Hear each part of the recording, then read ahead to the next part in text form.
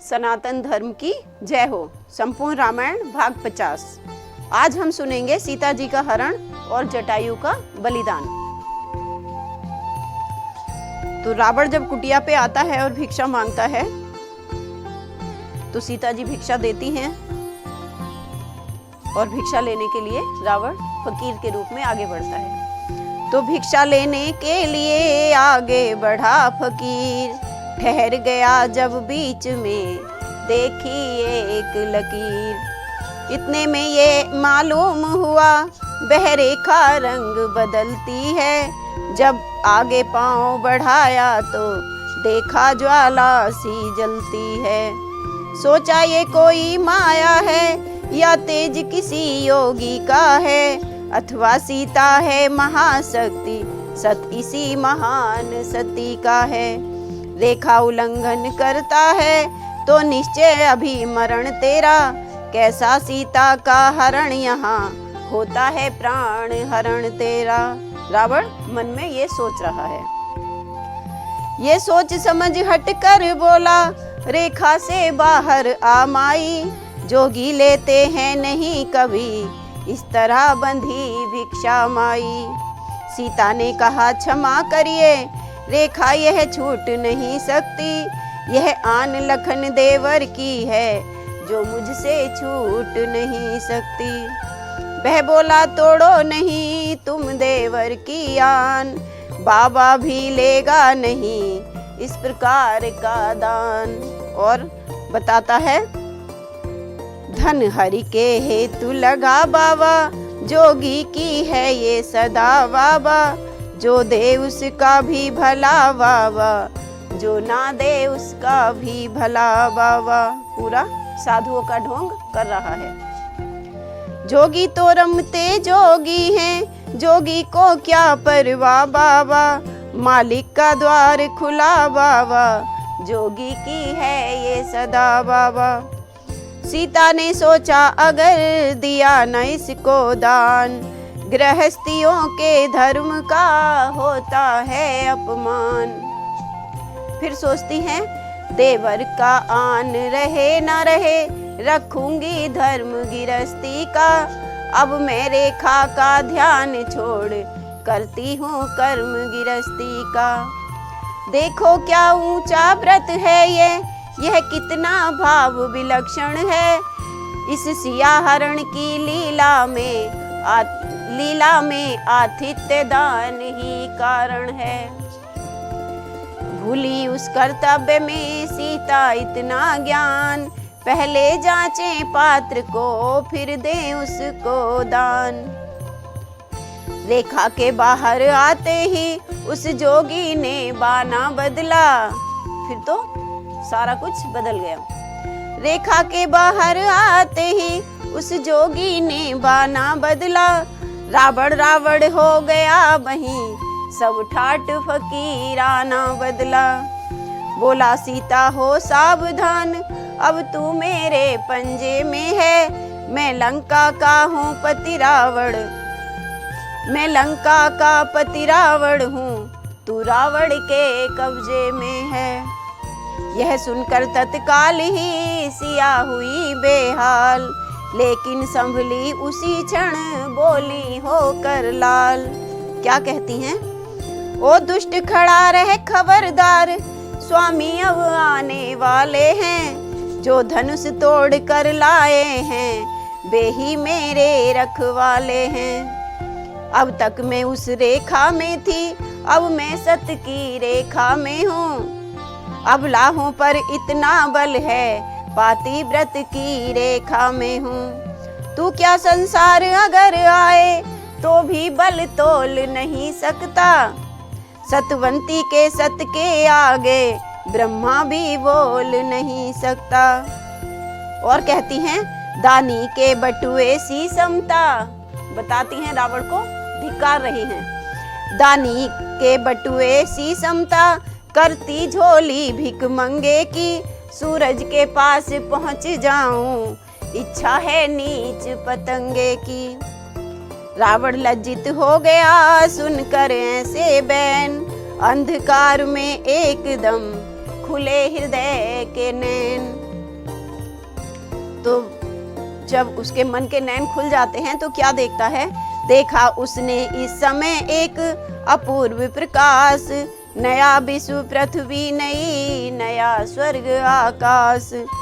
मानो नवीन घन मंडल सा संपूर्ण सृष्टि के ऊपर है, उसमें ज्योतिर्मयी मूर्ति एक सोने के सिंहासन पर है रोम रोम में तारागण, चंद्रमा सूर्य भ्रकुटी में है चारों दिशाएं भुजाओं में, सब उदय अस्त चुटकी में है। अब जिधर देखता है रावण, वह मूर्ति उधर ही रहती है, मानो रावण के कानों में वह मूर्ति भी यह कहती है, दानी के बटुए की समता करती झोली भिख मंगे की, सूरज के पास पहुंच जाऊं इच्छा है नीच पतंगे की। अब रावण के हृदय को हुआ पूर्ण विश्राम, मन ही मन में सिया को उसने किया प्रणाम। इसके उपरांत वह ही जो होनहार दिखलाता है, इसके उपरांत हुआ वह ही जो होनहार दिखलाता था, रावण के रथ पर सीता थी, रथ लंका नगरी जाता था। रथ ज्यों ज्यों आगे बढ़ता था, त्यों त्यों सीता चिल्लाती थी, हा राम राम हा राम राम, बस यह आवाजें लगाती थी।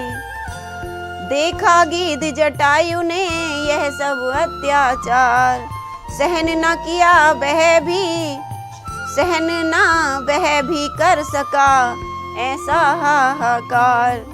वैदेही की जब सुनी करुणा भरी पुकार, हुआ दया का निर्दयी खग में भी संचार। गिद्ध जो हैं वो मांस भक्षण करने वाले होते हैं, उनमें दया तो होती नहीं, लेकिन सीता जी की हाहाकार सुन के उनमें भी दया भाव आ गया। तो क्या सोचते हैं, बलिदान आज होगा मेरा, यह उसको पहले सूझ गया, फिर भी उपकार है तू मरने राक्षस से जाकर जूझ गया।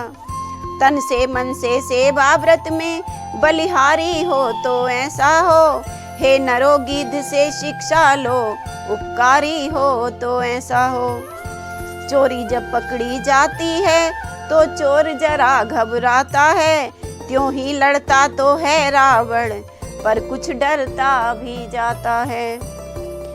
बस इसी दाब पर पक्षी ने नीचा दिखलाया रावण को, पैनी चोंचों से कई बार अधमरा बनाया रावण को।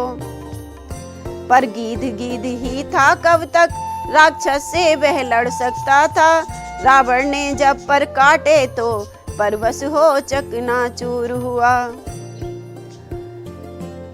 तो जब ये राक्षस से लड़ते रहे गीधराज, तो जब थकते थे तो सीता जी की तरफ देख लेते थे, तो फिर थोड़ी ताकत मिल जाती थी। सीता की ओर देख लेता जिस समय गीध कुछ थकता था, पर गीध ही था कब तक रावण से वह लड़ सकता था। रावण ने जब पर काटे तो परवश हो चकनाचूर हुआ, पक्षी के नीचे गिरते ही रथ दंडक वन से दूर हुआ। इधर अधमरा गीध भी कहता था हा राम, उधर जानकी भी वही टेर रही थी नाम। तो बिरहानल से जलते तन को आंसुओं से ठंडा करती थी, हा राम राम कहती जाती आभूषण वस्त्र फेंकती थी। रथ पहुंचा ऋष्यमुख पर जब तब वानर देखे सीता ने, कुछ अपने वस्त्र भूषण सहित उस दिश भी फेंके सीता ने।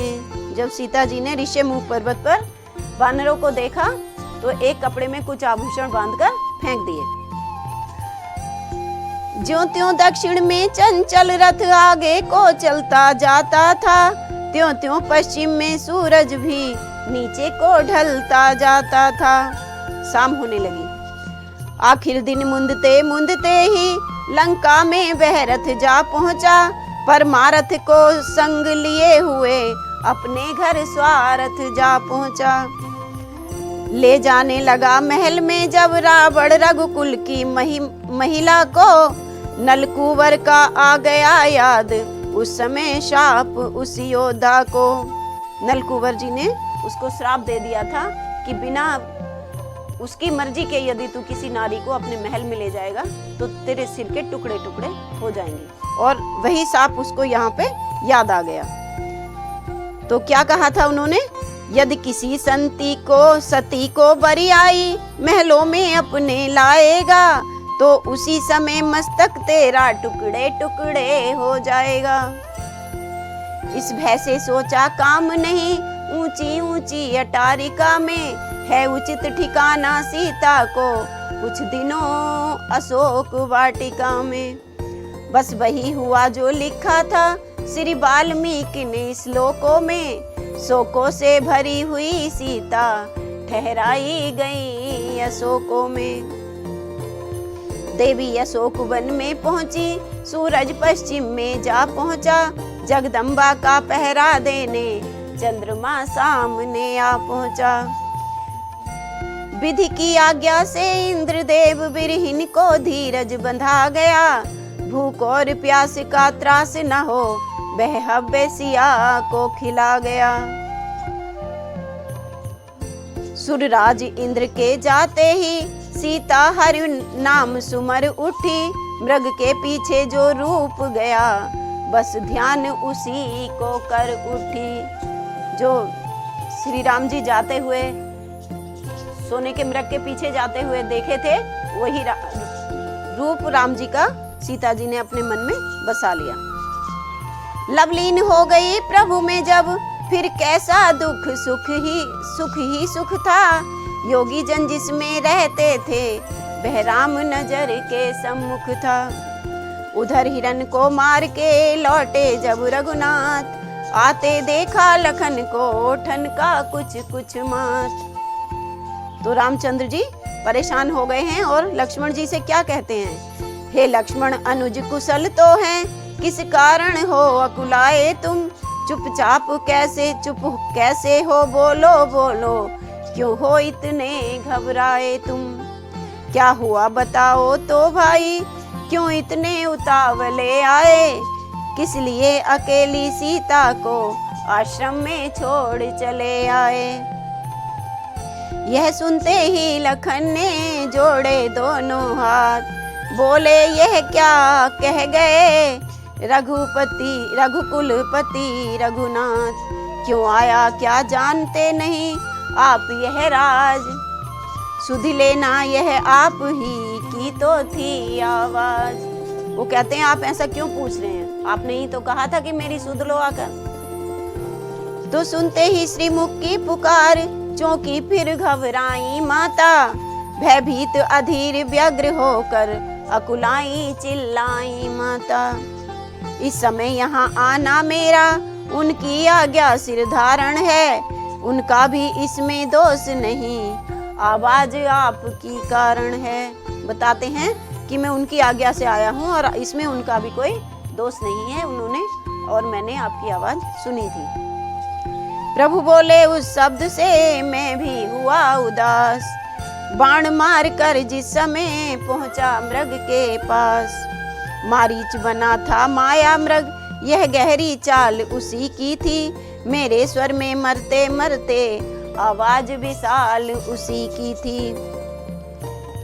ये का इस कारण सोच रहा हूँ मैं, कुछ तो बीती है आश्रम में, कहता है मेरा बाम नेत्र अब नहीं जानकी आश्रम में। आगे चले रोते हुए देखे बहुत श्रृगाल, और बढ़े तो राह को रोक रहे थे ब्याल। कुछ अपशगुन उनके रास्ते में होने लगे। इस प्रकार पहुंचे जब ही आश्रम में रघुराय, सूनी कुटिया देख कर मुख से निकली हाय। तो फिर क्या करते हैं, प्राकृतिक नरों की तरह नाथ उस समय विलाप करने लगे, पक्षियों बनों के वृक्षों से यूं वार्तालाप करने लगे। हे खग मृग भ्रमर वृंद तुमने, वह सीता मृग नैनी देखी, पूछने लगे सबसे कोकिले कूक कर बतला दे तूने कोकिल बैनी देखी। हंसो मत हंसो बताओ तो चल कर उस राज हंसिनी को, सिंहो गजो इतना कह दो देखा मैथिली सिंघनी को। हे पहरेदारो वन वृक्षो बोलो वन देवी किधर गई, हे कुटी कुटी तू ही बतला वह इधर गई या उधर गई। श्री रामचंद्र जी सभी से पूछ रहे हैं, हे प्रकृति बता चंद्रानन की किस ओर चकोर गई, मुझ पत्नी व्रत वाले पति की वह पति व्रता किस ओर गई। इस प्रकार हो सर्वज्ञ अज्ञ सीता को आज खोजते थे, वन वन में उस वनवासिनी को बिरही की भांति टेरते थे। यह वियोग लीला निरख सुनकर बिरह बिलाप, याद आ गया इंद्र को नारद जी का श्राप। आश्चर्यपूर्ण आंखों से सुर यह अद्भुत चरित देखते थे, देवता भी ये सब देख रहे थे। हम भ्रम में कहीं न पड़ जाएं यह बारंबार सोचते थे, कहते थे प्रकृति खिलाड़ी प्रभु क्या करुणा खेल रचाते हैं, जग नाटकशाला में आकर नट जैसा नाट्य दिखाते हैं। बिरहातुर बिरही के समान परिपूर्ण अभिनय करते हैं, सब घट के पट की जान रहे फिर भी घूंघट में छिपते हैं। कहते हैं सब कुछ जानकर भी रामचंद्र जी कितने अनजान बन रहे हैं और कैसा अभिनय कर रहे हैं। ऐसे विचार दृढ़ रख कर सुरमंडल इन्हें निरखता था, माया समेत है राम धन्य यह बारंबार कह रहा था। चलते चलते उस जगह पहुंच गए सुखधाम, जहां अधमरा गीद वह कहता था हाराम।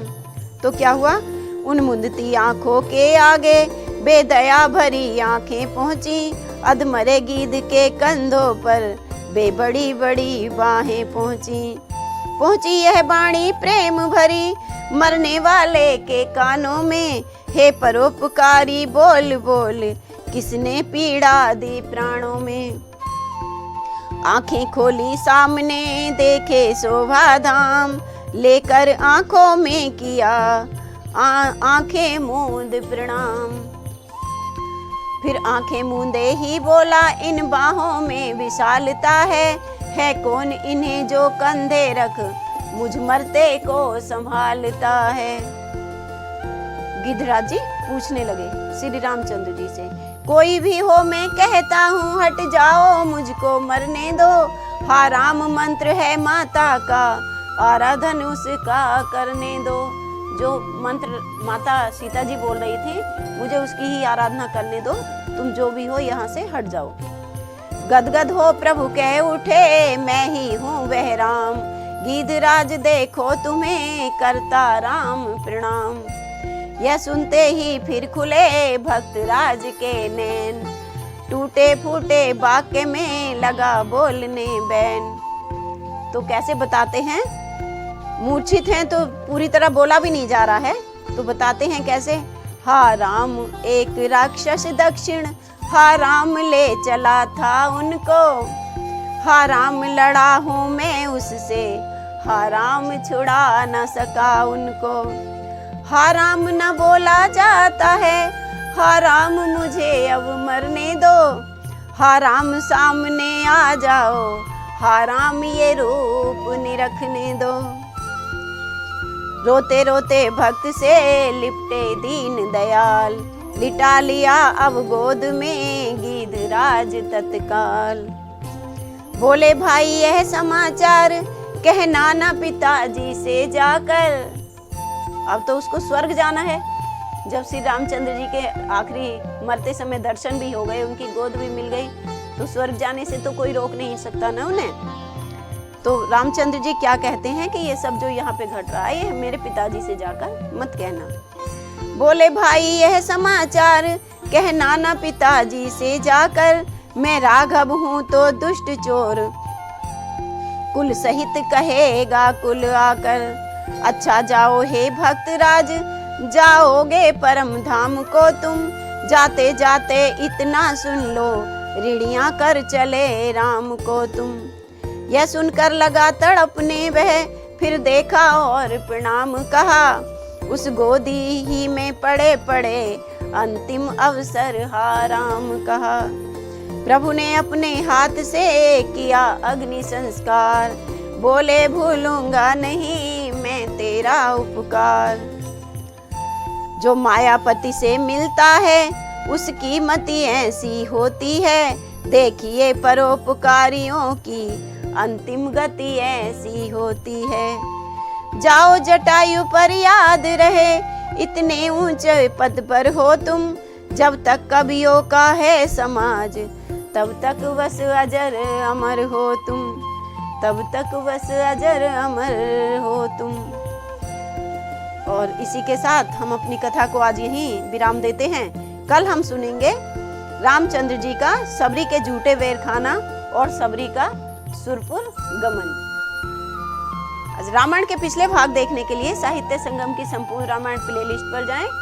वीडियो को लाइक करें, चैनल को सब्सक्राइब करें और हमारी वीडियो आपको कैसी लगती है कमेंट करके बताएं। जय सीताराम जी की, जय राधे श्याम जी की।